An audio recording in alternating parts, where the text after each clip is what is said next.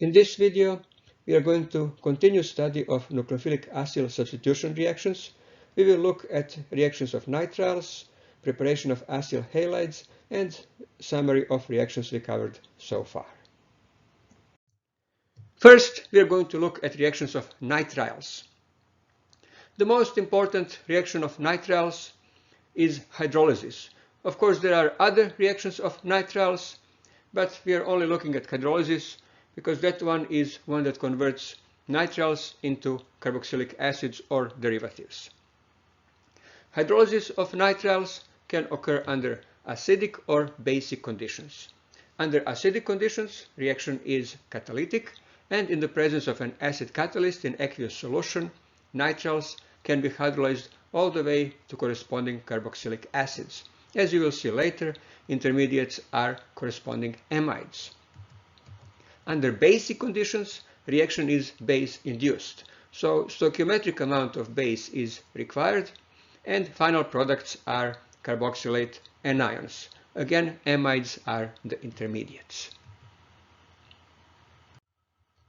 Mechanism of acid-catalyzed hydrolysis of nitriles involves first protonation. So nitrile group is very similar to carbonyl group in that carbon-nitrogen bond is polarized with carbon being the electrophile. So it's partially positively charged and it is the electrophile, so very similar to carbonyl group. And it is activated the same way we would activate a carbonyl group, through protonation. So an acid catalyst protonates nitrogen of the nitrile group to give protonated nitrile shown on the right. Protonated nitrile is much more reactive compared to unprotonated species, and even weak nucleophiles such as water will readily add to nitrile carbon. So addition to nitrile carbon occurs to form carbon-oxygen bond, and of course one of the carbon-nitrogen pi bonds is broken, and that electron pair ends up on the nitrogen. So that would be the next step. So water as the nucleophile adds, and we end up with now trigonal planar intermediate. So as you can see, we started with sp hybridized carbon in the nitrile, and now the intermediate is sp2 hybridized. You may recall that in case of carbonyl compounds, we went from sp2 carbon to sp3 tetrahedral intermediate. So since nitriles are sp hybridized to start with, then intermediate is actually trigonal planar, sp2 hybridized. Now a base, a molecule of water, deprotonates the intermediate oxonium ion, and the resulting product is this species that actually is enol form of an amide. It may not be obvious, but it's actually an enol form of an amide. You may want to, if you shift positions of hydrogen attached to oxygen and carbon-nitrogen double bond, you will see that this is enol form of an amide. Acid catalyst has been regenerated in this step. It's shown in amber rectangle, amber square, and that acid catalyst now participates in the next step. It protonates nitrogen. So as a result of protonation, we end up with this species that is stabilized through electron delocalization or resonance. So on the right is species that results from direct protonation of the nitrogen, and on the left is its resonance structure. From the resonance structure, you can see that this is a protonated amide. Protonated amide is deprotonated in the following step by another molecule of water to give molecule of amide. Reaction can stop here. We can actually stop acid-catalyzed hydrolysis here, or we can continue it, and we have covered that earlier when we covered reactions of amides. So this is now amide, and amide can be hydrolyzed under acidic conditions all the way to carboxylic acids, and byproduct is ammonium cation.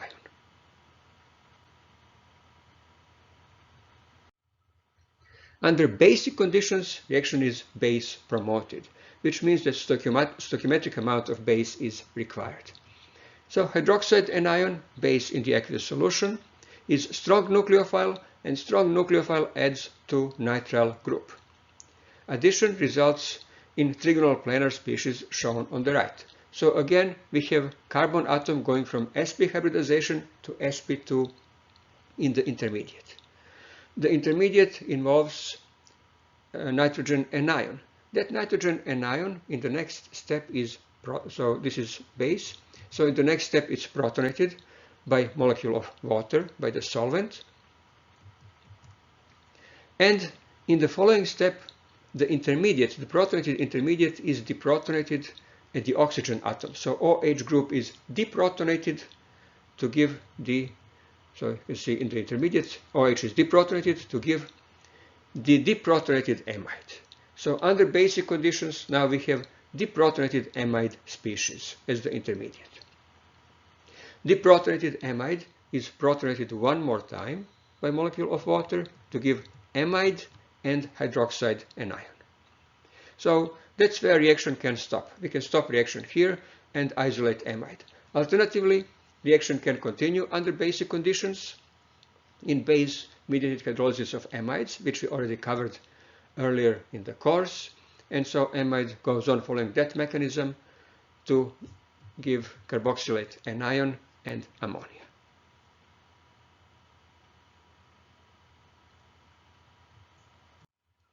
Now we are going to look at synthesis of acid chlorides. Acid chlorides and acid halides in general are very important synthetic intermediates because they are the most reactive carboxylic acid derivatives, and as such they could be converted into any other carboxylic acid or derivative. To prepare an acid chloride, we react carboxylic acid with chloride of another acid, and in the process carboxylic acid is converted into corresponding chloride, while the other acid chloride, the reagent, is hydrolyzed. And here are some examples, some commonly used reagents. So for example, carboxylic acid, in this example acetic acid, reacts with thionyl chloride. Thionyl chloride is the reagent and it is derivative dichloride of sulfurous acid. Sulfurous acid is H2SO3. So its dichloride is thionyl chloride, SOCl2. And it reacts with carboxylic acid to give corresponding acyl chloride, and byproducts are sulfur dioxide and molecule of hydrogen chloride.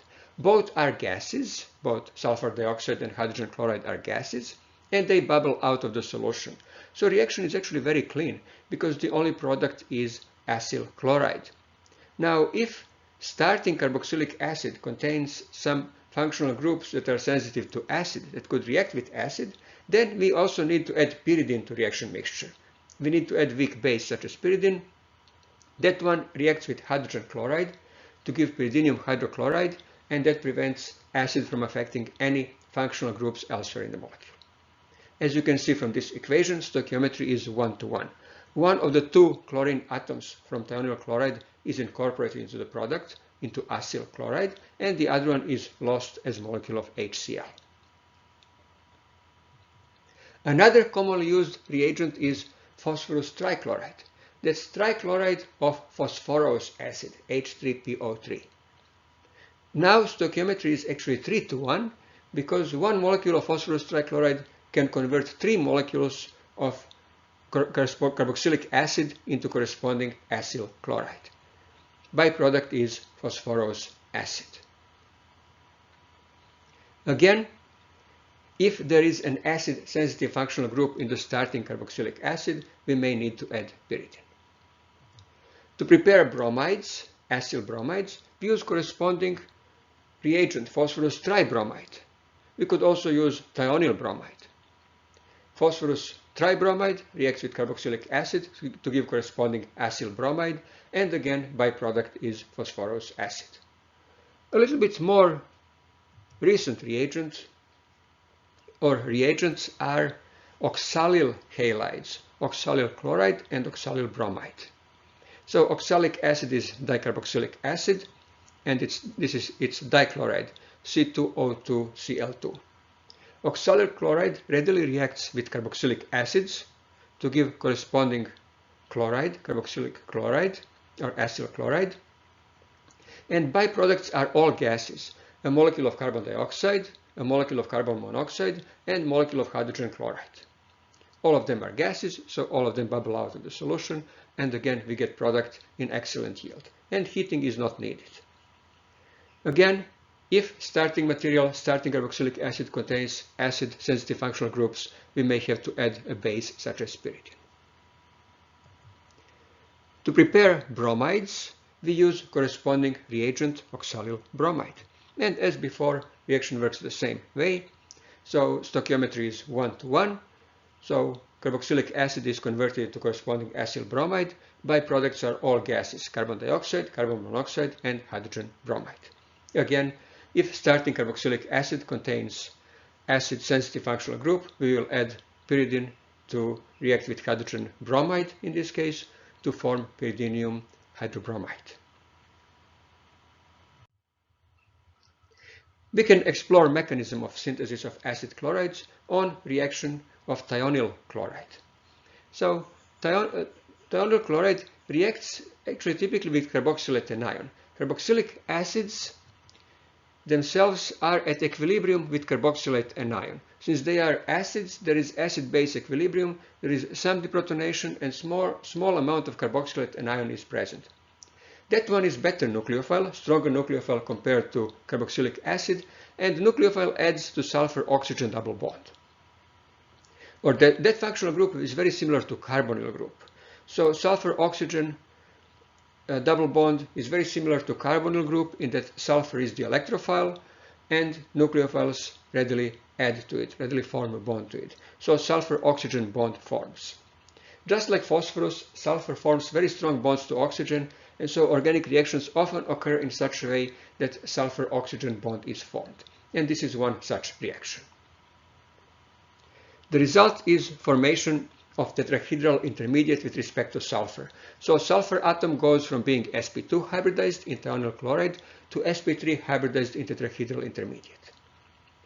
Sulfur-oxygen double bond is very stable and it's going to reform. So in this case, SO double bond is reformed, and that's accompanied by breaking of the weakest bond to sulfur, which is bond to chlorine. And so in the next intermediate, that looks like an acid anhydride. It's very similar to acid anhydride. We have now two groups, a carbonyl group and this sulfone group, sulfur-oxygen double bond.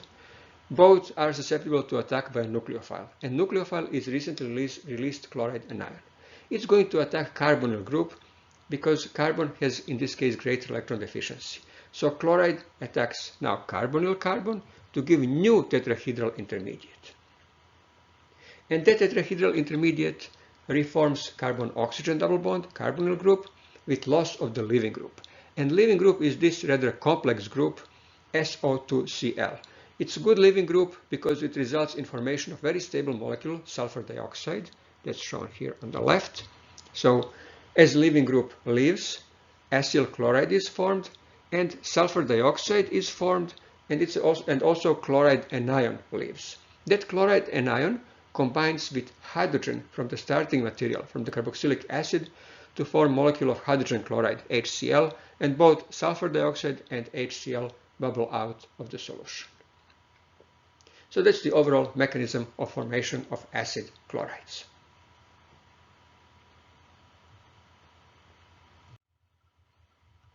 And here are energy changes in the course of synthesis of acid chloride. These are basically coupled reactions.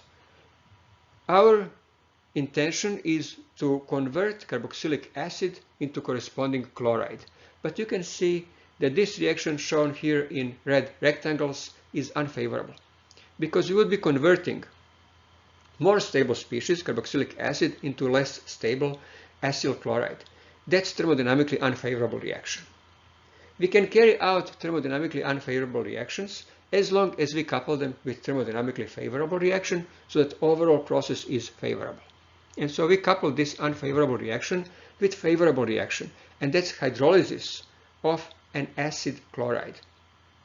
In this case, it's chloride of sulfurous acid, thionyl chloride. So hydrolysis of thionyl chloride, reaction with water, is highly favorable reaction, and it results in formation of sulfur dioxide and HCl.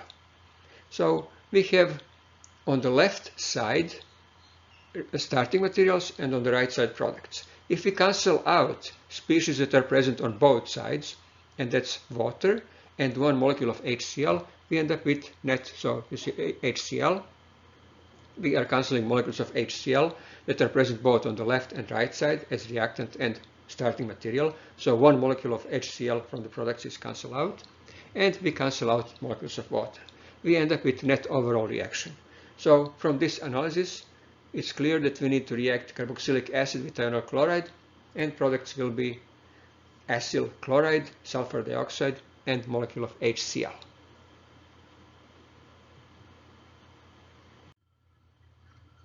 Another important carboxylic acid derivatives are acid anhydrides. They are also very reactive, and if they are inexpensive, they are often used instead of acyl chlorides because they are often easier to prepare, and if they are inexpensive, then they may be advantageous. To prepare them, we use carboxylic acid and react it with a dehydrating agent. One common dehydrating agent is phosphorus pentoxide, again another inexpensive reagent. Heating with phosphorus pentoxide results in formation of anhydride. So here is an example of acetic acid being heated with phosphorus pentoxide, and that produces anhydride, acetic anhydride. Phosphorus pentoxide reacts with moisture to produce phosphoric acid, but usually we use excess of phosphorus pentoxide, so not all of it is converted to phosphoric acid. So here is the reaction. So 2 molecules of carboxylic acid react with dehydrating agent to give the product anhydride. And here we have a summary of interconversion of carboxylic acids and derivatives. As you can see, these are not all the reactions that we covered, but quite a few of them are, and you can start at any point on this diagram, and following reactions you can convert any carboxylic acid or derivative into any other. So you can see how they are all connected with each other. You can pause video here and examine this scheme in more detail. This completes our study of interconversions of carboxylic acids and derivatives, and next we are going to look at reactions of carboxylic acids and derivatives with organometallic reagents and hydride ion donors.